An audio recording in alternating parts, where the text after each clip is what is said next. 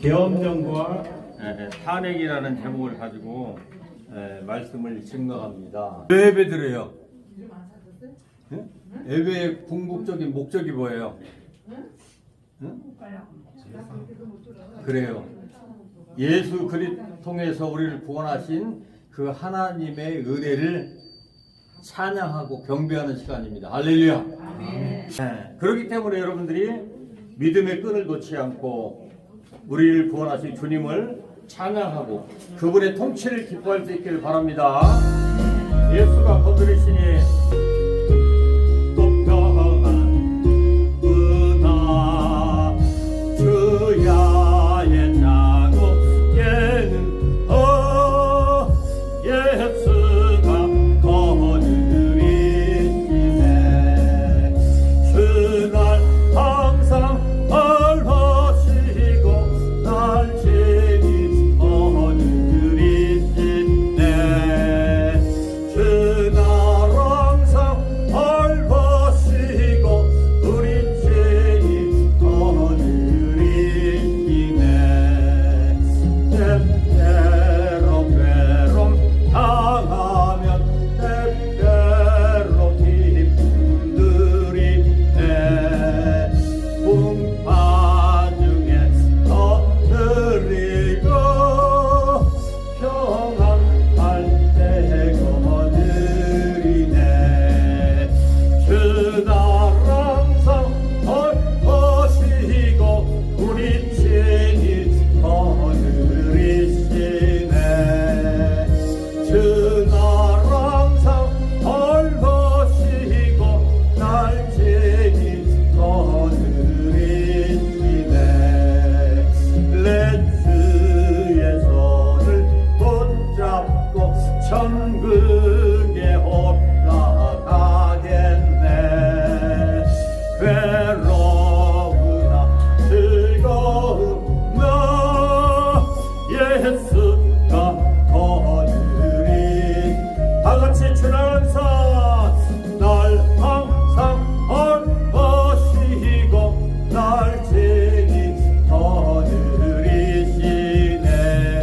그날 항상 얼하시고 날 친히 거느리시네.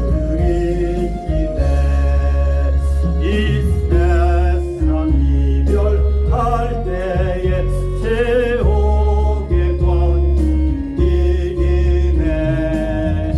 천국에 있을 때에 예수가 거느리시네. 그날 항상 얼하시고 날 친히 거느리시네. 그날 항상 얼하시고 날 친히 거느리시네.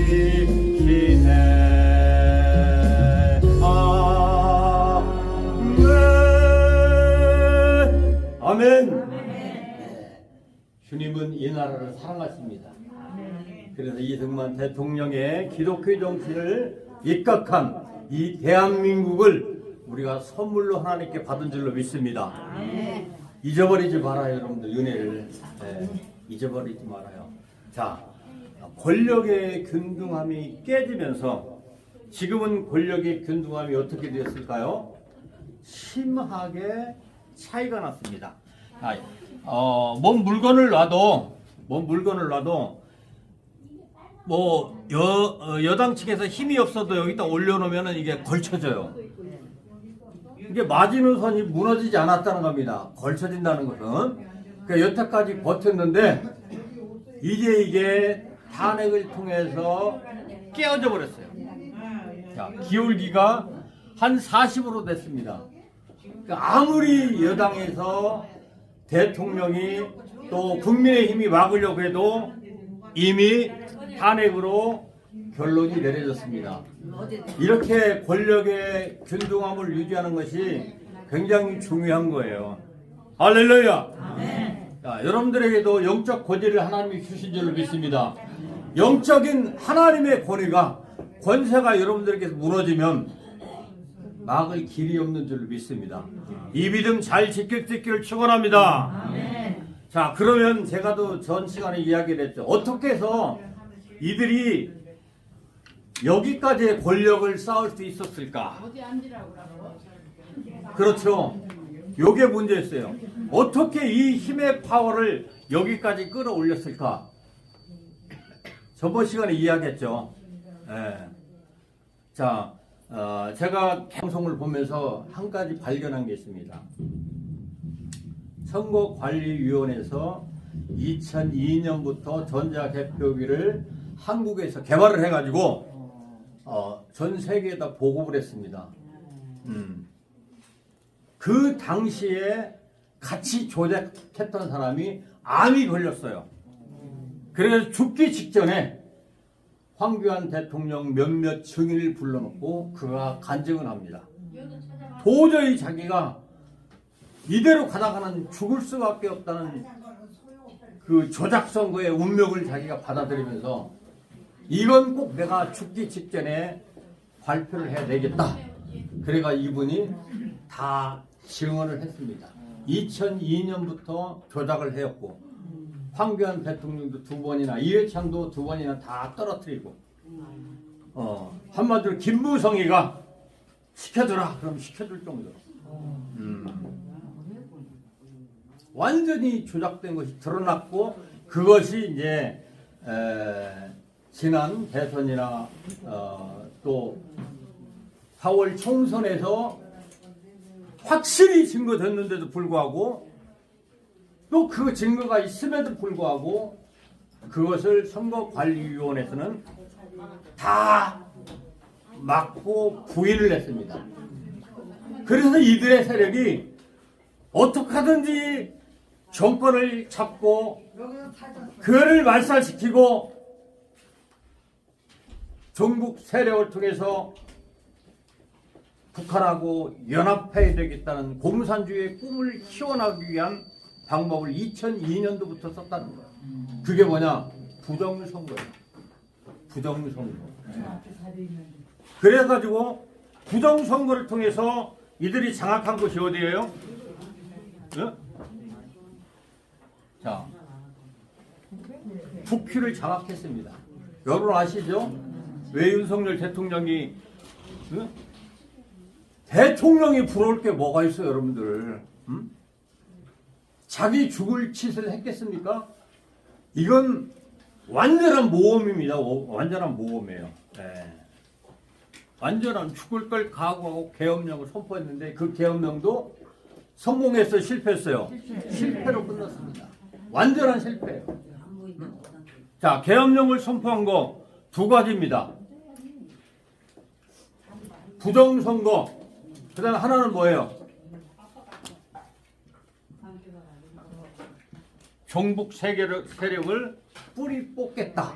요 두 가지 때문에 국민이 위협받고 나라가 위태로운 것을 생각해서 윤석열 대통령이 마지막 카드인 계엄령의 카드를 뽑아 놓고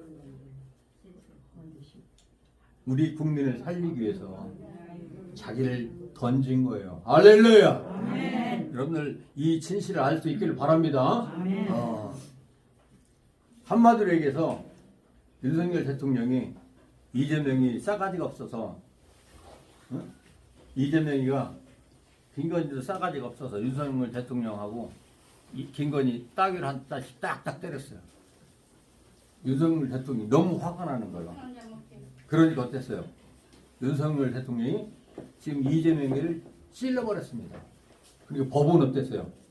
법은 이것이 내란이라고 자기들이 국민을 선동해가지고 전 국민이 다 그쪽으로 옮기겠습니다. 그리고 어땠어요? 법에 의해서 탄핵을 시켜버렸습니다. 지금 이런 형국이에요. 그러면 이 탄핵의 이제 결정권은 헌재에서 가지고 있죠. 네, 헌법재판관이 지금 6명입니다. 연내에 이제 3명을 더 세웁니다. 지금까지 이 6명은 윤석열이 유리할 수 있어요. 그런데 3명 중에 2명은 민주당이 세우고 1명은 이제 국민의힘이 세웁니다. 그러면 이 9명이 어때요? 우파 좌파의 균형이 등등해요. 등등합니다. 이 재판관들은 법과 양심에 의해서 이것을 이제 결정하겠죠. 아무래도 우파는 우파 쪽 마음을 두고 좌파는 좌파 쪽 마음을 두겠죠. 그리고 이 사건이 굉장히 심의하기가 어려운 부분들이 너무 많이 있습니다. 그런데 윤석열 대통령은 부정선거란을 통해서 국방부 장관을 통해서 선관위를 침투를 했습니다. 목적이 그거였어요. 그러면 여태까지의 그 증거들을 윤석열 대통령은 제가 보기에는 어때요? 그 카드를 지금 갖고 있습니다. 블랙박스를 갖고 있다는 얘기예요. 그래서 윤석열 대통령이 뭐라고 했습니까?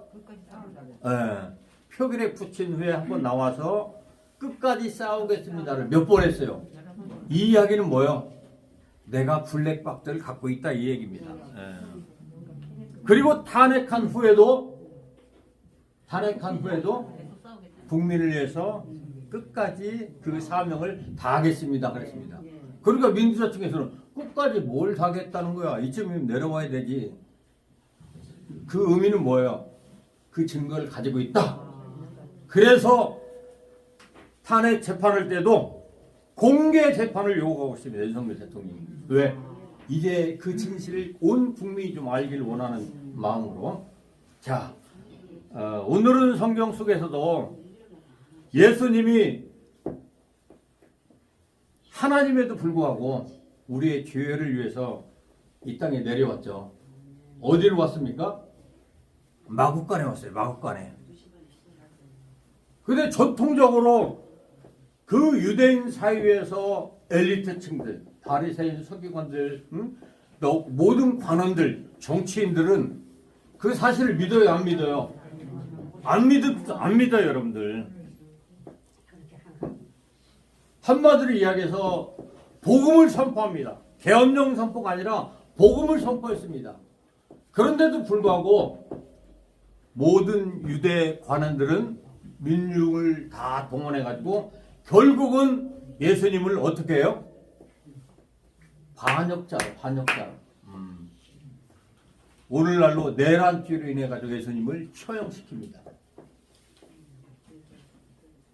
근데 그 진실은 사실이었어요? 거짓이었어요? 거짓이었다는 것이 뭘로 통해서 다 증명이 됩니까? 부활을 통해서 완전히 유대인들이 잘못했다는 것을 온 세상에 다 증거하게 됩니다. 그때부터 어때요? 이제 복음이 막 확산되는 역사가 있어요. 할렐루야! 자, 이번 윤석열 대통령의 계엄령과 탄핵 사건을 통해서 헌재에서 이제 판결이 나면 그 진실이 온 국민에게 우리에게 전달될 줄로 믿습니다. 아멘. 자, 그러면 제가 이제 이 영상을 좀 가지고 왔어요. 지금까지의 그 계엄령에 선포됐던 그 과정을 갖다가 쭉 하고 지금 이제 전 세계적으로 벌어지고 있는 러시아, 그 다음에 우크라이나, 그 다음에 중국의 상황, 그 다음에 트럼프 대통령의 생각 이런 여러 가지들을 제가 가지고 왔어요. 예나 지금이나 동일합니다, 여러분들. 예수님께서 말씀하셨어요. 대세가 얼마나 이번에 무서운가를 여러분들 아시겠죠? 어디 가서 윤석열 편 들다가는 쌈난 곳이 한두 군이 아니에요. 실제적인 예입니다. 저희 큰아들이 결혼한 지 얼마 안 된 거 아시죠? 며느리하고 정치적인 이야기에다가 트러블이 났어요. 며느리가 예전에 다니는 그 아버님의 교회도 아마 그 성향을 가지고 있는 것 같아요. 그러니까 자녀들에게도 그렇게 교육이 되겠죠. 우리는 어때요? 하나님 중심. 이 우파 쪽에 하나님 사상을 우리 가지고 있잖아요. 그런 이제 트러블이 난 거예요. 트러블이 난 겁니다. 그러니까 이 대사라는 것이 얼마나 무서운지 몰라요, 여러분들. 네. 누구도 윤석열 잘했다고 하고 뭐 어쩌다고 하면은 진짜 단칼에 다 배임을 판 그런 시대가 이렇게 무서운 시대인데 예수님이 뭐라고 말씀하셨습니까? 넓은 길로 가면 그 길은 먼 길이라고 했어요? 멸망의 길이라고 했습니다. 좁은 문으로 가랍니다. 좁은 문으로. 그분은 어떤 문이에요? 생명의 길이라는 거예요. 생명의 길이라는 거. 지금도 여러분들 가운데 막 후회스럽잖아요. 응? 윤석열을 내가 지지하고 여태까지 찍어주고 막 그렇게 가지고 있던 생각들이 아마 이번 사건을 통해서 여러분들 좀 막 무게졌을 거예요. 네, 같이 막 욕해주고 싶고 막 거들어주고. 자, 근데 이런 모든 것들은 어떻습니까? 하나님의 지금 주권 속에서 움직이고 있어요. 네, 주권 속에서. 하나님이 왜 윤석열을 탄핵시켰느냐? 이건 우리 대한민국 성도들에 대한 경고입니다. 경고예요. 이걸 여러분들이 잘 받아들이셔야 돼요. 하나님 앞에 대한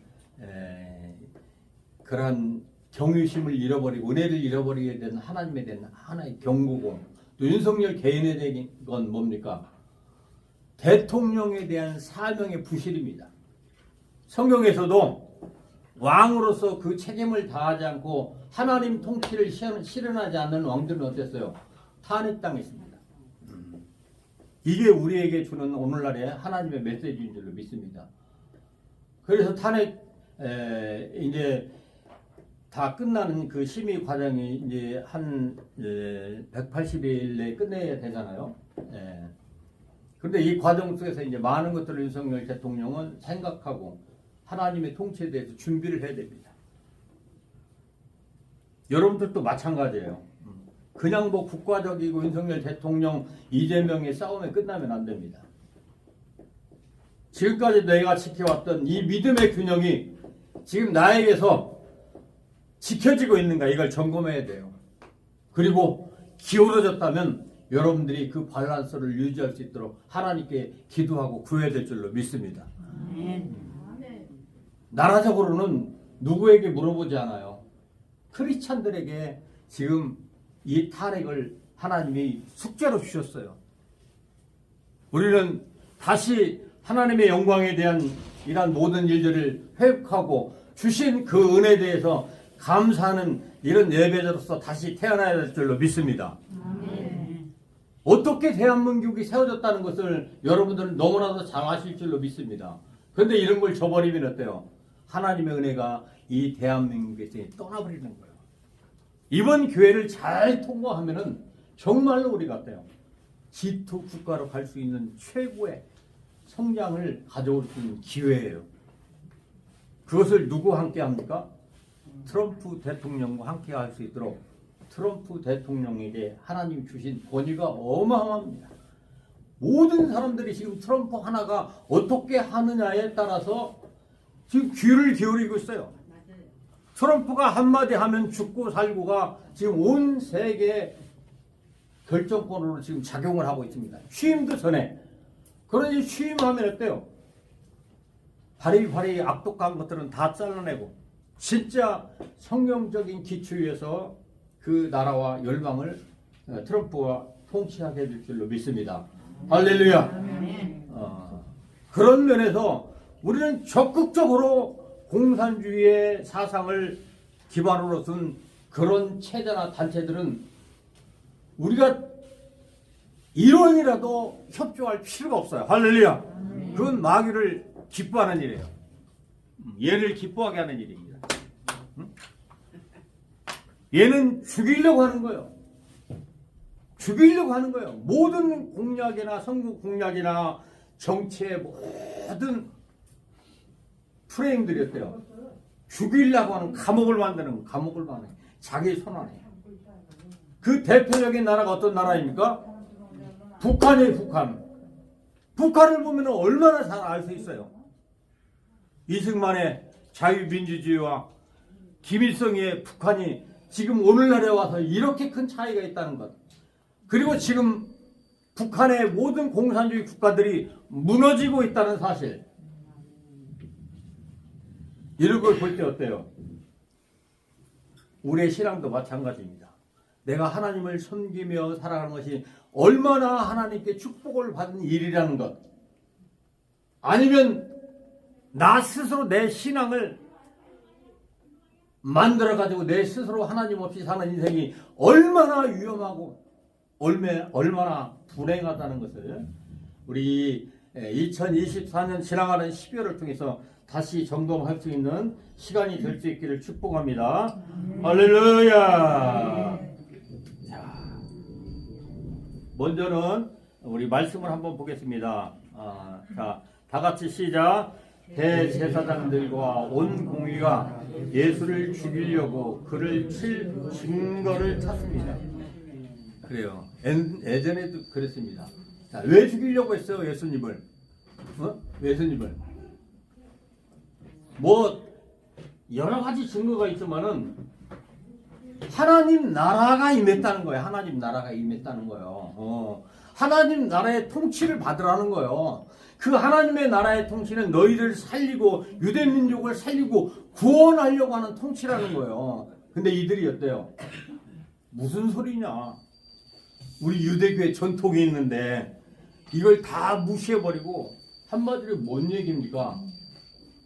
인간이 꿈꾸는 공산주의적인 개념을 얘가 물질주의적인 개념을 내세우는 겁니다. 거기에 반격을 들은 거예요. 이 유대교는 누구의 중심이에요? 사람 중심이에요. 사람 중심. 그래서 이스라엘의 초대 왕도 누구를 세웠습니까? 사울 왕인데 그는 모든 스펙이 완벽한 사람입니다. 사람들의 평가가 완벽한 사람이에요.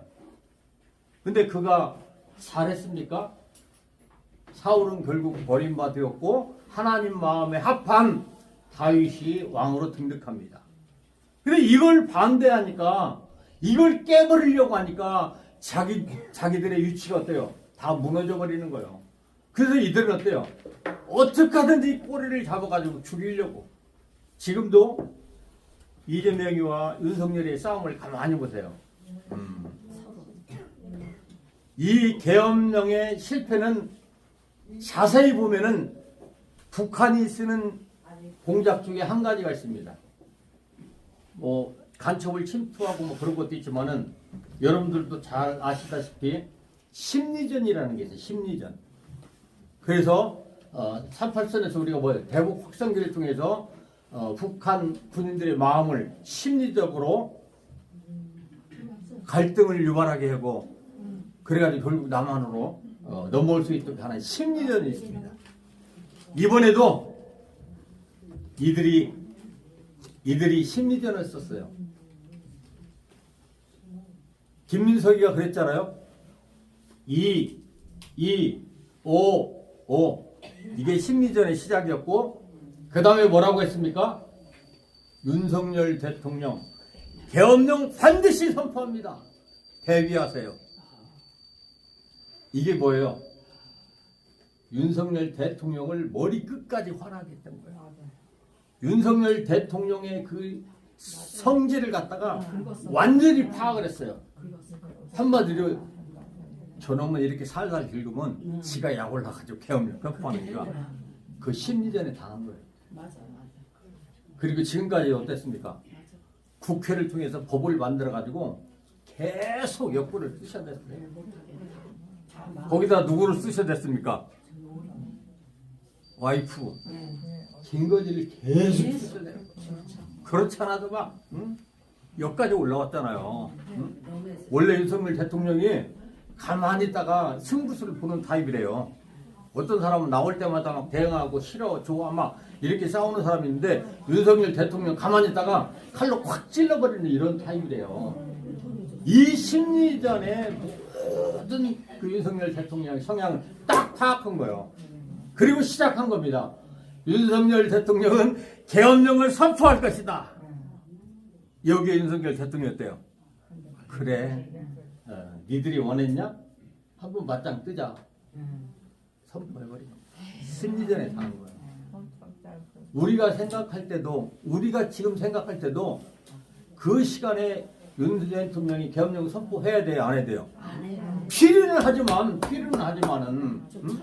우리를 사랑하지만은 국민을 아끼지만은 자기 모든 것을 포기하고 생명을 내거는 계엄이지만은 그때 그 적절한 시기는 아니었어요.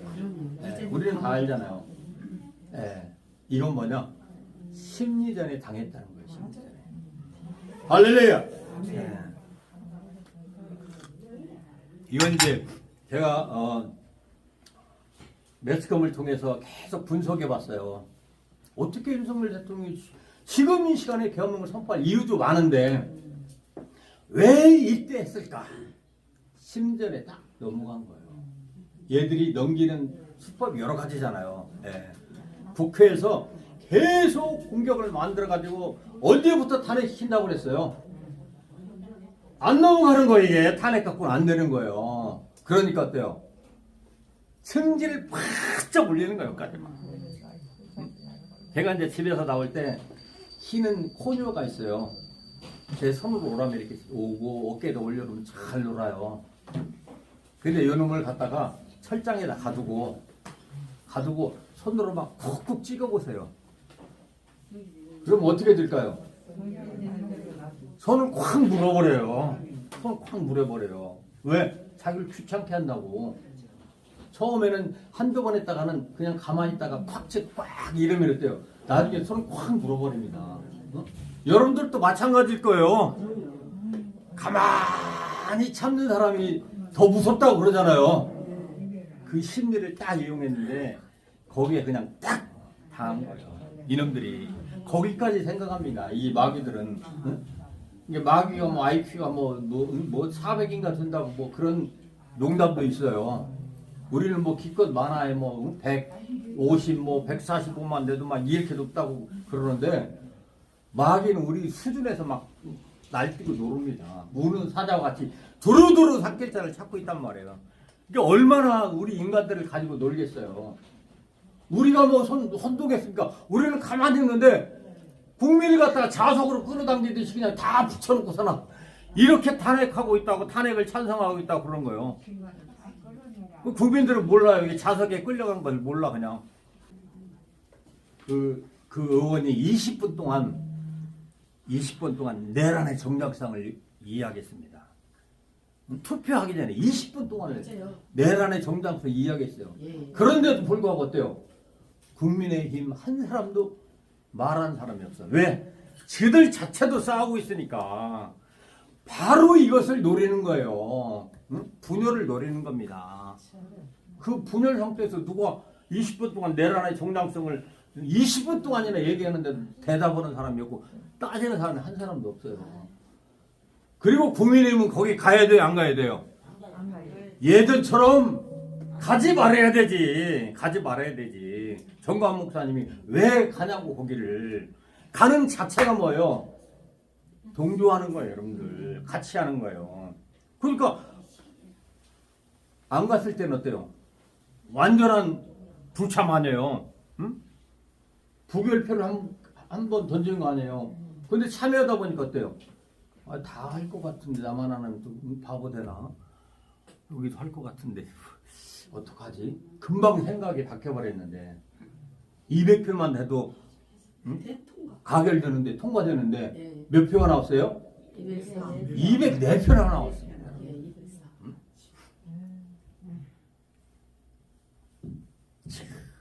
자, 한번 읽어봅니다. 예수를 죽이려고 그를 칠 증거를 찾음에 거짓 증인이 많이 왔으나 얻지 못하더니 후에 두 사람이 왔다. 자, 거짓 증인. 자, 이 유튜브에 보면 이 털보 있어요. 좌파 진영에 김어준이라고 하세요. 김어준. 그놈이 나와가지고 하나 또 뜬금없이 뭐라고 했어요.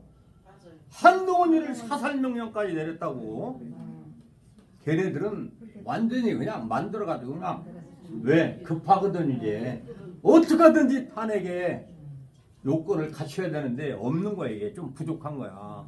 사살까지 내렸다. 이건 내란의 주동자로 잡힐 수 있는 근거거든요. 이것까지 만들어냅니다. 자, 후에 이르되 이 사람의 말이 내가 하나님의 성전을 헐고 4일 동안에 지을 수 있다. 예수님이 그랬어요. 응? 사흘 만에 이 얘기는 뭐냐? 사흘 만에 죽었다가 나중에 이제 부활한다 이 얘기에 있어요. 자, 대제사장이 일어서서 이제 헌법재판관이나 마찬가지 오늘날 예수께 묻되 아무 대답도 없느냐? 이 사람들이 너를 치는 증거가 어떠하냐 하되 예수께서 침묵하시거늘 대제사장이 이르되 내가 너로 살아계신 하나님께 맹세하게 하노니 내가 하나님의 아들 그리스도인지 우리에게 말하라. 그러니까 지금 뭐 그 당시나 지금이나 내란 음모예요. 내란 음모. 신성 모독죄. 자기가 하나님의 아들이라고 했던 증거를 갖다가 이제 네가 말하라는 거예요. 대제사장이죠. 재판에서. 근데 이걸 막 거짓 증거들이 많이 있는데도 불구하고 그걸 찾지 못하니까 네가 직접 말하라는 거예요. 네 입으로. 자, 예수님 말씀하십니다. 내가 너희에게 이르노니 이후에 인자가 권능의 옆에 앉아 있는 것과 하늘 구름을 타오는 것을 너희가 보리라 하시니 이에 대제사장이 자기 옷을 찢으며 이르되 그가 신성 모독하는 말을 하였으니 어찌 더 증인을 요구하지. 이게 신성 모독하는 거. 하늘로 올라갔다가 이제 다시 재림한다는 이거 유대 사회에서는 통하지 않는 거예요. 이건. 그러니까 하나님의 약속이지 전통적인 유대인들에게 이게 먹히지를 않아요. 왜? 대세라는 이란 전통적인 그런 틀 안에서는 이게 들어갈 수가 없는 거예요. 그러니까 모든 사람들이 윤석열 대통령을 뭐라고 말합니까? 내란죄에 주동자라는 거 지금 그냥 내란죄로 정해버렸어요. 지들이 그냥. 네, 제일 큰 거야. 예. 내란죄는 무기징역 아니면 사형 아니에요. 그거예요. 자기들이 그냥 죄 명목을 그냥 붙여버린 거 이게요. 예수님 당시에도 마찬가지입니다. 대제사장마저 어때요? 신성 모독으로 자기가 지금 듣고 있는 겁니다. 자, 너희의 생각은 어떠하냐? 대답하여 이르되 그는 사형에 해당하니라. 이렇게 해서 이제 예수님을 십자가에서 처형을 시킵니다. 자, 이런 유사한 사건들이 지금 오늘날에도 일어났어요. 이순신도 그렇게. 예. 자, 여러분들 우리 그 대통령들의 탄핵 사건을 보세요. 노무현 대통령, 그다음에 누구예요? 박근혜 대통령. 자, 이들이 힘의 균형을 갖기 위해서 어떻습니까? 계속 거짓 증거를 위해서 막 탄핵이라는 가장 큰 자기들이 갖고 있는 국회의 권한을 점령하기 위해서 여태까지 어땠어요? 공작 활동을 벌였습니다. 이번에도 민노총의 최고 우두머리 간첩 혐의로 15년형 받은 거 여러분들 아세요? 이석기? 15년형 받았어요. 네. 이거 옛날 같으면은 막 간첩이다 해가지고 난리 날 때 지금은 어때요? 간첩들도 처벌할 법을 이들이 다 국회에 섰대요. 다 망하나 버렸습니다. 지금도 뭔 밥을 팔한다고? 탄핵되었으면 대통령에게 돈을 1원도 지급하지 않는 대통령 월급을 다 삭감하겠다는 법을 이들이 지금 만들고 있어요. 이렇게 국회가 무서운 이들의 흉기로 변해버렸습니다. 이걸 적극적으로 이들은 활용하는 거예요 지금. 응? 그게 윤석열 대통령이 승질이 여기까지 올라온 거야. 다 말을. 거기다 대고서는 막 마누라까지 찔러대고 그러니까 그 심리를 얘네들이 기가 막히게 이용한 거죠. 자, 그러면 이 시점에서 이제 뭐 재판관의 평가도 나겠지만 하나님은 어떻게 하실까? 이 우리 대한민국의 사건에서 하나님은 어떻게 하실까? 자, 여러분들의 생각은 어떠세요? 이제 헌법재판관들이 어떤 결정을 내릴 것 같아요? 응? 합법일까요? 유연일까요? 기각을 시킬까요? 응? 여러분 스스로 한번 생각해 볼 수 있기를 바랍니다. 자, 그래서 제가 여러 가지 이제 영상을 이제 여러분들에게 준비를 했는데요.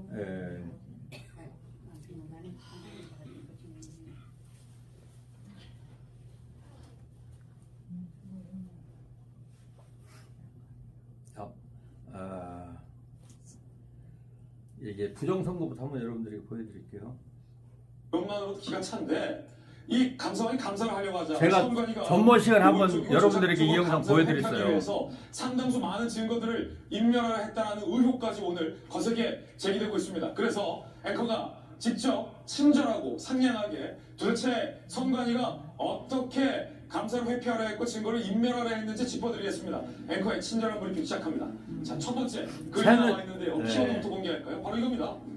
제일 일단 감사원의 감사를 안 받겠다. 우리는 독립기관인데 어디 저기 감사원이 우리를 감사를 하느냐.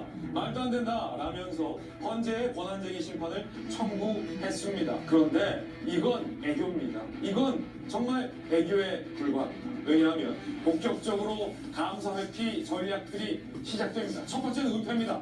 감사 준비 중에 본인들의 잘못을 발견하자 은폐하거나 자료 제출을 거부하는 일이 다반사였습니다. 여기에서 더 나아가서요. 딜리트 키보드인데요. 삭제하는 행동까지 대범하게 벌였습니다. 사무총장 퇴직 시에 관용폰, 노트북을 일단 무단으로 가져갑니다. 이러면 안 되잖아요. 사무총장 임기 중에만 쓰라고 제공됐던 관용 핸드폰과 노트북을 이미 끝났는데 가져가요. 감사원의 감사가 시작되자 그 안에 있는 데이터를 삭제하고 깡통폰과 깡통 노트북을 제출했습니다.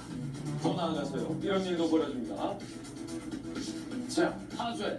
채용비리 연루 직원들의 감사가 임박되자 관련 파일을 파쇄하고 삭제하는 대범한 행동까지 벌였습니다. 권한쟁의 심판으로도 안 되자 은폐하고 삭제하고 파쇄하기까지 한 겁니다. 이래도 되는 겁니까? 검사 출신의 김광선 변호사님. 이러면 안 되잖아요. 자, 여러분들 이번에도 진짜 윤석열 대통령이 부정선거 때문에 계엄령을 선포했느냐 해가지고 국회의원들이 거기를 방문했습니다. 선관위를. 선관위 방문한 사람들이 누구예요? 민주당 부정선거 됐던 사람들 일당 국민의힘 제외하고 그들이 거의 거기에 가가지고 모의를 했습니다. 이거 들키면 큰일 난다. 다 죽는 거죠. 예. 50 뭐 몇 명이 된다고 그러는데. 예, 50만. 큰일 나잖아요. 그러니까 거기에서 뭘 발표합니까? 선관위에 아무런 이상이 없다. 오히려 선관위를 공격하는 윤석열이를 더 법적으로 처벌하겠다. 이렇게 나옵니다. 예, 보통 무서운 놈들이 아니에요, 여러분들. 예. 자, 또 보겠습니다, 우리가. 예.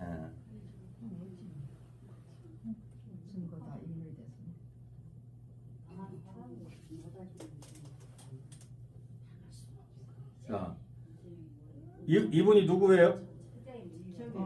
국방부 장관이 그랬죠. 예. 왜 선관위를 들어갔느냐? 부정선거 의혹 수사 목적이었다. 이건 예전부터 증거들이 엄청납니다, 여러분들. 여러분들도 그거 개표했을 때, 저 사람이 안 돼야 되는데 어떻게? 그리고 우리 광화문은 한 사람도 안 됐어요. 다 빼버렸습니다. 아예 그냥. 이건 제가 봐도 그건 명백한 부정선거입니다, 여러분들. 예, 제가 봐도 명백한 부정. 자, 윤 대통령 계엄 승리, 계엄군이 전산 조작, 부정선거 작아났다. 이제 망했다. 지금 블랙박스 윤 대통령이 딱 쥐고 있어요, 여러분들. 예, 딱 쥐고 있습니다. 공개 재판 하자는 거요. 싸우겠다는 거요. 예. 싸우겠다는 거예요. 지금 이제 체포 명령이 떨어질지도 몰라요, 윤 대통령. 예. 아마 얘들이 거기까지 갈 거예요, 이제. 예. 그 경호처하고 이제 한바탕 또 붙겠죠. 예.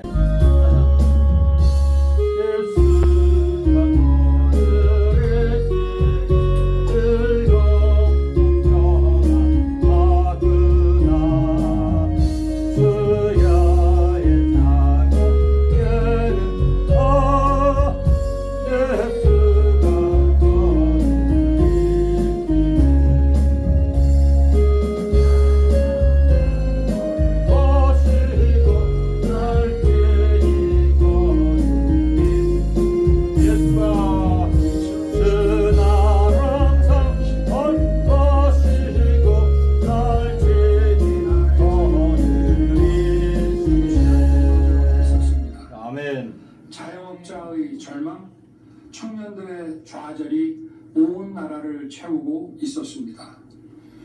그 뜨거운 국민적 열망을 안고 정치에 뛰어들었습니다. 온 힘을 쏟아 일해왔습니다.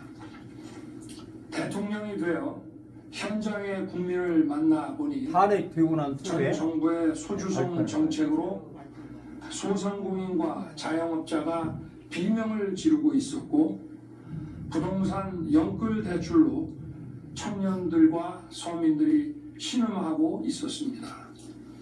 그렇지만 차분히 어려운 사정을 챙겨 듣고 노력이 허사로 돌아가지 않을까 답답합니다.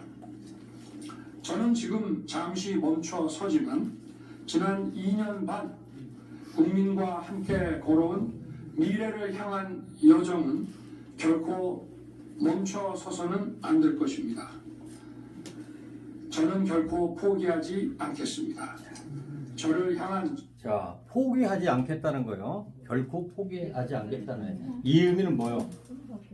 블랙박스를 윤 대통령께서 가지고 있다 이런 뜻입니다, 여러분들. 예. 자, 그러면 우리가 탄핵에 대해서 좀 이제 알아볼게요. 탄핵의 단점을 한번 볼게요, 여러분들. 탄핵의 단점. 그냥 한번 자, 탄핵의 단점. 자, 탄핵의 단점 뭐 있을까요? 정치적인 분열이 있습니다. 이게 지금 북한이 노리는 거예요, 여러분들. 시키고 있죠. 갈등이 격화되고 심지어는 국민의힘까지 지금 한동훈 체제하고 친윤 체제하고 지금 거의 깨질 상태에 놓여 있습니다. 이게 북한이 노리는 거예요. 네. 알렐루야. 잘 들으세요, 여러분들. 이건 중요한 설교고 실제적인 여러분들의 적용에 대한 것입니다. 자, 그 다음에 정부의 불안전성. 얼마나 불안해요. 네. 오늘도 예배 나오는데 모든 만물을 바라볼 때 막 그렇게 감격으로 하나님 주신 은혜가 막 기억되고 그러는데 오늘은 좀 침울하다고 할까요? 네, 날씨도 그렇고. 정당성에 대해서 여러분들 우리 한번 생각해봐요. 정당성은 국가 안정과 질서를 유지하기 긴급조치로 주요 전쟁이나 큰 폭력 사태가 발생했을 때 발동. 다음과 같은 요소는 이제 법적 근거. 윤 대통령도 뭐 법적 근거에 대해서 이렇게 다 이야기를 했죠. 예? 예. 그 다음에 뭐요? 상황이 긴급하다는 겁니다. 이대로 가다가는 어때요? 그냥 힘의 균형이 이제 완전히 무너져가지고 아무리 뭘 올려놔도 이제 미끄러 떨어지게 생겼거든. 승질이 여기까지 난 거야, 이제. 개인적인 차원에서도. 예. 그래서 이제 심각성, 요것 때문에 하고. 그 다음에 뭐요? 대응의 적절성, 그 방법을 이제 계엄령을 쓸 수밖에 없어요. 다른 걸 쓸 수가 없어. 저도 청소년 시절에 아버지가 이제 훈계하면은 잘 듣다가도 안 들으면 아버지가 어떻게 한다 그러죠? 몽댕이를 그냥 뒤지게 패는 거예요. 그냥 뒤지게 패는 거예요. 뒤지게 패는 거예요. 왜? 안 지키니까 아버지가 이거 화가 이렇게 난 거예요. 이게 어머니는 그러잖아, 옆에서. 아이고, 저 아들놈 죽이겠네. 그러다가 저 아들놈 진짜 죽은 놈도 있겠지요. 그만큼 두드러 팼습니다, 여러분들. 그러니 나중에는 어때요? 마치 계엄령을 선포할 것처럼 사전에 준비하는 것처럼 매를 어떻게 했어요? 개나리 나무는 끊어지니까 무궁화 회차리를 선반에다 딱 대기를 시켜놓습니다. 언제든지 아버지가 계엄령으로 치려고. 이 어머니는 그러세요. 저러다 아들놈 죽이겠다고. 근데 안 죽고 살아났습니다. 할렐루야. 살리려고 하는 거예요. 살리려고 하는 거예요. 자, 그런데 그런 대응에 있어서 윤석열 대통령이 조금은 분에 못 이겼다. 이게 아쉬움이죠. 자, 그 다음에 공공의 질서를 필요하기 위해서 이거 다 뭐 탄핵시키고 그냥 다 그냥 자기 감사하는 감사원장까지도 다 모가지 써주고 자기 보호를 위해서 방탄을 위해서 어때요? 검찰이 오고 다 잘라버리는 거야 이게. 그 누가 일할 사람을 다 잘라버리면 누가 일해요? 누가 일하냐고. 반장, 부반장 뭐 다 잘라버리듯이 잘라버리니까. 자, 역사적으로 계엄령이 어떻게 사용된지를 비교 분석과 현재 상황과의 유사성으로서 이제 그 심의를 하겠죠. 자, 종합적으로 고려해서 계엄령의 정당성을 가지고서나 이제 그 헌재에서 이제 판단을 하는 거예요. 그 계엄령이 정당했느냐, 요걸 이제 여러 가지 요소를 통해서 판단을 하게 된다는 것입니다. 자, 그 다음에 이제 그 계엄령의 탄핵에 같이 동조자였던 조국이 드디어 이제 서울 구치소에 수감이 됩니다. 자, 윤석열 대통령도 보면은 박근혜 탄핵의 사실은 주역이었어요. 언제나 그래요. 심는 대로 뿌린 대로. 그게 법칙이에요. 세상의 법칙이나 하나님의 법칙이나. 그래서 여러분들 어때요? 죄로 인해서 다 죽어야 돼요. 죽어야 돼요. 모든 사람이 죄를 범하였음에 하나님의 의에 이르지 못하고 심판을 받아야 되는 것이 우리의 입장입니다. 법적으로 그렇게 되어 있어요. 여러분들은 다 죽어야 돼요. 그런데 어때요? 예수 그리스도의 그 십자가의 의를 통해서 여러분들이 해방된 거예요. 할렐루야. 자유를 얻게 된 거예요, 여러분들. 그게 하나님이 여러분들에게 주시는 희망이고 복음입니다.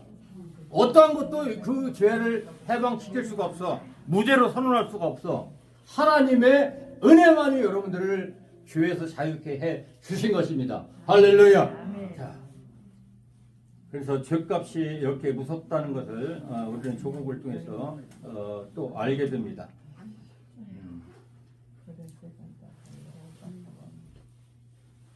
그래서 이제 헌법재판소가 탄핵 심판에 돌입해가지고 신속 공정하게 재판할 것이다. 자, 이분들도 머리서 휘어지게 생겼어요. 지금 6명인데 이제 3명을 연내에 추가를 해가지고 9명이 이제 심의에 들어가게 될 것입니다. 기도해 주세요, 여러분들. 그렇죠? 현재 부인 체제, 속도, 연내 3인 추천 마무리 해가지고 이걸 이제 헌법상으로 180 이내에 이걸 마무리하게 되어 있어요. 근데 빨리 마무리가 될지 아니면은 6개월까지 갈 것인지 이것은 이제 느려진대요. 심의에 따라서 이제 달라집니다.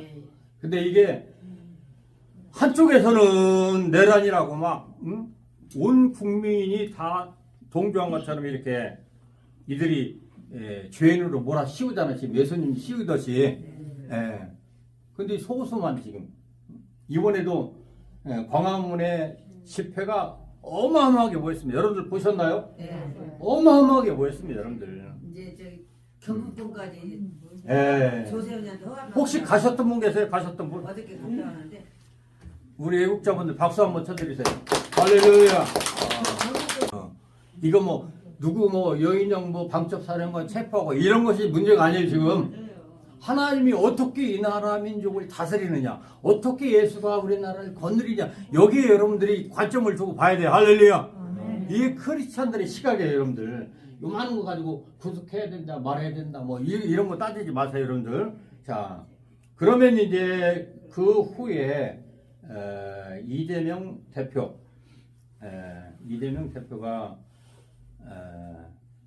국민의힘 지금 입장을 한번 봅니다. 국민의힘 입장. 자, 보세요. 국민의힘 한동훈 체제 뭐라고 했어요? 붕괴 수준입니다. 이게 지금 북한이 노리는 겁니다, 여러분들. 여기 노리는 거예요. 제대로 걸린 거예요, 지금 이게. 속으로 얼마나 오소름하겠습니까, 여러분들? 얼마나. 예수님이 나와가지고 반란 일으키고 지가 하나님의 아들이라고 신성 모독하고 하니까 이거 잡아 죽이는데 얼마나 이 유대인 재판관들도 고소하겠어요. 고소하겠어요. 마지막 증언에서 예수님 내가 하늘로 갔다 다시 내려올 것이다. 그러니까 재판관도 어때요? 지 입으로 지가 시인하고 있다고 그러잖아요. 그러면서 사형이 처음이다. 지금 이 국민의힘마저도 이 윤석열 대통령을 지지하잖아요. 근데 윤상현 의원인가 있잖아요. 네. 와, 의리 있더라고요. 그분도 이거 서울대 출신이더라고요. 근데 거기에 대해서 정치하는 분들 진짜 엘리트 출신들이에요. 막 뭐 정치학 박사 뭐 서울대 대부분 뭐 서울대 나온 사람들이 많고. 근데 잘못 당하는 그 사람들이 여러분들보다 죄 더 많이 짓는다. 네. 왜? 큰 악의 앞잡이가 될 수 있어요. 그러나 하나님께 쓰임 받으면 큰 악을 괴멸시키는 하나님의 도구로 사용됩니다. 할렐루야.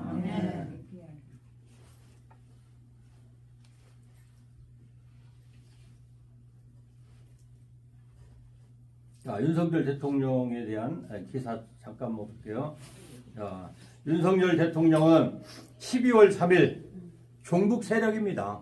윤석열 대통령은 분명히 알아요. 분명히 합니다. 공산주의가 뿌리를 지금 내리고 있다는 것을 분명히 합니다.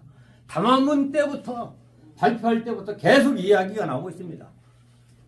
지금 우리가 광화문 나가는 이유도 가장 큰 것은 뭐예요? 종북 세력으로부터 나라를 지키는 겁니다. 정광훈 목사님을 지지하는 것보다도 우리가 어때요? 종북 세력으로부터 나라를 지키는데 우리가 같이 동참하는 거예요, 여러분들. 어떤 사람은 그래, 정광훈 목사 꼴배기 싫어 죽겠다고. 왜 거기에 가냐고. 정광훈 목사를 우리가 좋아서 가는 게 아니에요. 종북 세력으로부터 나라를 구하기 위해서 우리가 동참하는 것이지. 할렐루야. 아멘. 어쩌면 여러분들이 도덕과 윤리적으로 정광훈 목사님보다 더 뛰어난 분일 수도 있어요. 그럼에도 불구하고 그거 어때요? 종북 세력으로부터 나라를 지키고자 하는데 앞장서기 때문에 우리는 거기에 동참하는 겁니다. 할렐루야. 이 이유를 잘 알고 자꾸 정광훈 목사님 뭐 비방하냐고 뭐하고 하는 사람들에 있어서 여러분들이 할 말을 가질 수 있길 바랍니다. 그 다음에 공공질서의 안녕, 이게 위협받기 때문에 국민이 지금 위태로운 상황에 처해 있는 거예요. 응? 지금 벼랑에 놓여 있는 거예요. 근데 이 심리를 갖다가 이들이 기가 막히게 활용하는 겁니다. 더 이상 이제 수가 없거든. 그렇잖아. 막 국회에서 법을 만들어내 막 블루자로 밀어버리고 어디로 가요 이제. 개헌뿐이 없어. 김민석, 네가 일단 입을 열어. 저 화 더 나게. 김민석이었다. 5 이상한 얘기를 하더라고요. 그러면서 반드시 계엄을 선포할 것이다. 나중에 계엄 선포하니까 어때요? 지 이야기가 맡은 거 달리납니다. 근데 윤석열 대통령이 이 심리전에서 딱 넘어간 거예요. 자, 북한의 위협과 정치적 공개에 대응하기 위한 조치로 군사 통치를 통해 반국가 세력이 이건 국민을 누가 진짜 사랑합니까? 누가 진짜 사랑해요? 이재명이가 사랑한다고 생각하시는 분 여기 계십니까? 당당히 손들어 보세요. 없어요, 여러분들. 그럼에도 불구하고 이번에 국민 대다수 모든 방송사들은 어때요? 90% 이상이 어때요? 이재명을 지지하고 나섰다는 말입니다. 가관이에요. 연예인들. 연예인들 다. 그럼에도 불구하고 함구한 단체가 있습니다. 입 딱 다물고 가만히 있는 단체가 있었어요. 어느 단체예요? 어느 단체예요? 종교단체. 응? 따라하세요. 못된 목사 새끼들 정신 차려. 정신 차려야 돼요, 여러분들. 어떻게 해서 하나님이 자기들에게 주신 양들이고 어떻게 해서 자기들에게 통치할 수 있도록 맡겨주신 이 나라 민족인데, 응? 하나님의 통치를 반대하고 공산주의를 세력, 우리 목까지 칼을 들밀고 있는 상태에서 눈으로 가만히 보고만 있어. 따라하세요. 많이도 받아 처먹었거나. 그렇죠. 오늘 왜 초대받을게요? 그래요. 다른 거 없습니다, 여러분들. 대통령이 갈 거를 하나님의 같은 통치적인 개념을 가지고 있다는 거예요. 예. 그것 때문에. 예. 트럼프도 당선되기 전에 현명했습니다. 다시 하나님의 나라로 이 미국을 회복할 것이다. 현명했어요. 그리고 부정선거를 뿌리를 뽑아버리겠다. FBI를 동원해서 뿌리를 뽑아버리겠다. 그래서 아마 이 일에 대해서 이제 정광훈 목사님 가가지고 어필을 할 거예요. 어필을 할 거예요. 그리고 윤석열 대통령이 블랙박스를 딱 지금 쥐고 있어가지고 끝까지 싸우고 대한민국을 지켜내겠다고. 근데 지금 이제 위험한 것은 얘들이 바로 이제 구속을 시킬 가능성이 지금 크거든요. 이거 추진하고 있어요. 이게 지금 수싸움이 계속 지금부터 이제 시작되는 거예요. 수싸움이. 자, 이제 국내를 넘어서 이제 해외로 한번 가보겠습니다. 자, 지금 시리아가 그동안의 내전으로 엄청난 싸움이 있었습니다. 자, 정부군은 러시아의 전폭적인 동맹국이에요. 러시아에. 근데 이번에 가가지고 이스라엘이 시리아 정권을 갖다 완전히 다 때려버렸습니다. 그래가지고 러시아 푸틴 대통령이 충격을 받았어요. 충격을 받았어요. 이게 누구의 지지냐?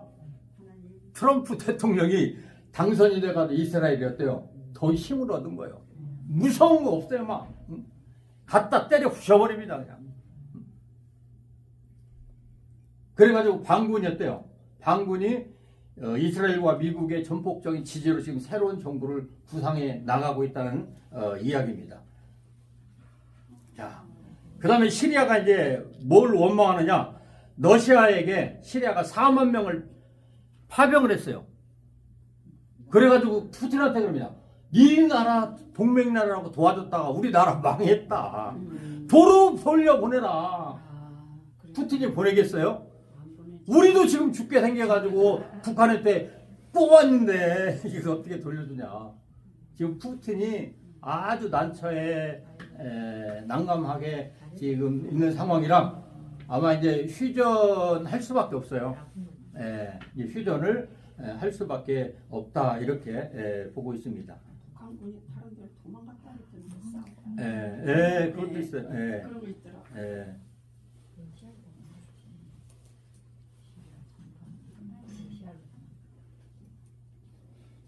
자, 이스라엘이 발이야.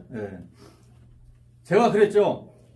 이스라엘이 이제 슬슬 건드려가지고 화가 바닥까지 올라오면 이란이 맞짱 뜨자고 붙잖아요. 그럼 이란 어디를 때려 부순다고 그랬죠?